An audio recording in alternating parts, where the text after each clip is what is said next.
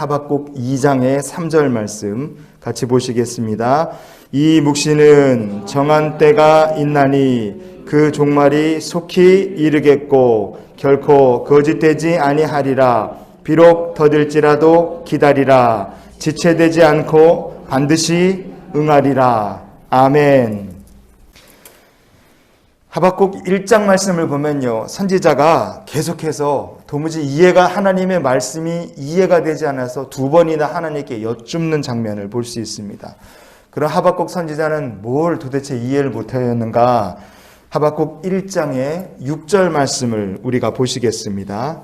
보라, 내가 사납고 성급한 백성 곧 땅이 넓은 곳으로 다니며 자기의 소유가 아닌 거처들을 점령하는 갈대아 사람을 일으켰나니. 아멘. 이스라엘 백성들이 하나님의 말씀을 버렸다. 그 맞습니다. 책망받을 만했다. 그것도 맞아요.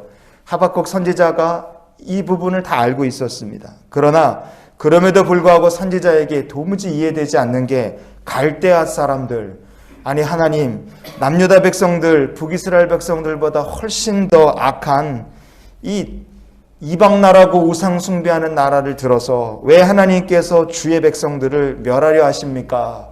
그게 선지자에게는 이해가 되질 않았어요. 그래서 하박국 선지자가 두 번이나 하나님께 여쭈었던 겁니다. 그때 하나님께서 선지자에게 주신 대답이 오늘 본문 말씀이었습니다. 3절과 4절을 우리가 같이 한번 보시겠습니다. 이 묵시는 정한 때가 있나니 그 종말이 속히 이르겠고 결코 거짓되지 아니하리라. 비록 더딜지라도 기다리라. 지체되지 않고 반드시 응하리라. 보라, 그의 마음은 교만하여 그 속에서 정직하지 못하나 의인은 그의 믿음으로 말미암아 살리라. 아멘.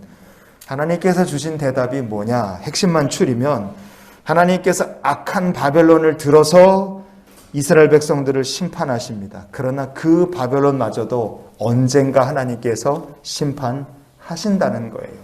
그게 하박국서에 담겨있는 하나님의 비전이었습니다.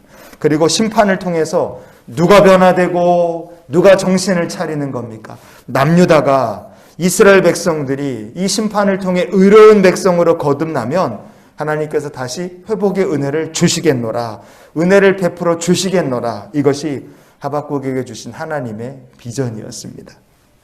그래서 하박국 선지자에게 하나님께서 진짜 원하시는 것이 무엇이었느냐? 하박국 선지자를 대표로 모든 주의 백성들에게 주신 하나님의 비전, 신실하신 하나님의 약속을 붙잡고 기다리라는 거예요. 기다려라. 하나님의 약속은 반드시 이루어진다. 시간이 많이 걸리는 것처럼 느껴져도 신실하신 하나님의 약속을 붙잡고 기다리라. 그것이 하박국을 향하신 하나님의 마음이었고 우리를 향하신 하나님의 선한 계획인 줄 믿습니다. 왜 우리가 기다리는 게 어렵다고 우리가 느껴질 때가 있습니까? 약속을 붙잡지 못하면 기다리는 게 어려운 거예요. 그러나 아무리 고난 가득하고 세상 풍조가 하루아침에도 이리저리 바뀌는 시대에도 하나님 약속을 딱 붙잡고 있는 사람은 어떤 환난과 시험 중에서도 기다리며 주의 때를 만나게 될 줄 믿습니다. 더딜지라도 기다리라.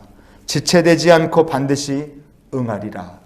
오늘 이 말씀을 우리도 붙들고 하나님의 약속을 기다리고 하나님의 때를 기다리고 마침내 약속을 붙잡는 우리 모두가 될 수 있기를 축복합니다. 그래서 이런 기도로 오늘 하루의 삶을 살았으면 좋겠어요. 하나님, 오늘도 하나님의 약속의 말씀을 붙들게 하옵소서. 의인은 그의 믿음으로 말미암아 살리라 그러지 않으셨습니까?